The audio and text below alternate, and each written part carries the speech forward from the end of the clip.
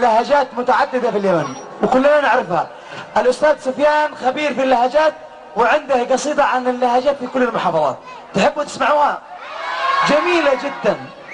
طبعا قبل استعدوا وانت تجيبها. طيب، هذه القصيدة هي تتكلم عن تنوع اللهجات في اليمن، وطبعا هذا أمر من أجمل الأشياء التي ممكن نشاهدها في اليمن. من المحافظات الشمالية الغربية الجنوبية تجد تنوع كبير في اللكنات، أنا ما أسميها اللهجات إنما اللكنات. عموما هي كانت في البداية لإب. من فينا من إب؟ من أصحاب إب ارفع يدهم. هذه القصيدة كانت لأصحاب إب في البداية، ورأيت أنه من العدل أنه يتم إدراج البقية. قلنا في القصيدة: أيا إخوتي في إب، بالله هل لكم بأن تخبروني عن تعابير عرفكم؟ ألم تعلموا أن الضمائر تشتكي إلى النحو ما لاقته من ظلم نطقكم؟ هل الكاف مثل التاء في الرفع أضمرت كأبصرك لما جئك أو ما عرفتكم؟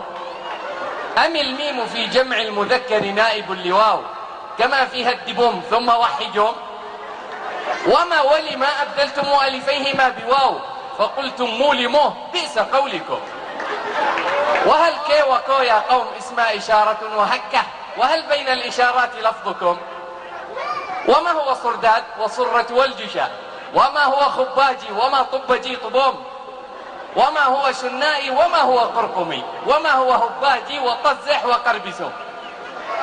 وثعلبكم يدعى عسيق وديككم تسمونه الفرناج لما رمت لكم، فلا تحسبوني ساخرا أو مهزئا، لا والله، فكم لهجات في مناطق غيركم، فصنع بها بردق وطعزز وقمقمي وتمجغوا والخسكسي جا منكم، وللمه يا عبدي وما بحدا ويوم وسع ما تقول وسكه وجحفه ومالكم.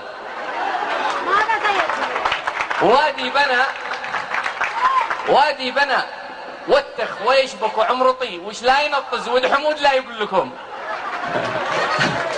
وأما تعز فيها الزان قال مولي مو وقفت قشا ومسكي شرقع ثيابكم.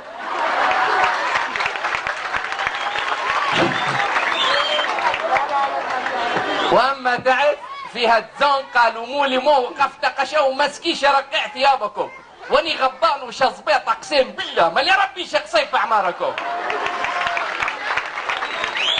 واما عدن فالثاء فيها ضائعه.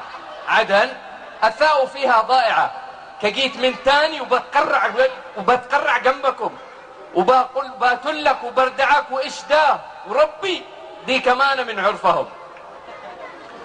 وذي حضرموت الجيم فيها مهمله كريال ويا بالناس بركم، وغوده وريمم وخوال وكاكيده وبات ولي قدين والبوك نار وتشلكم.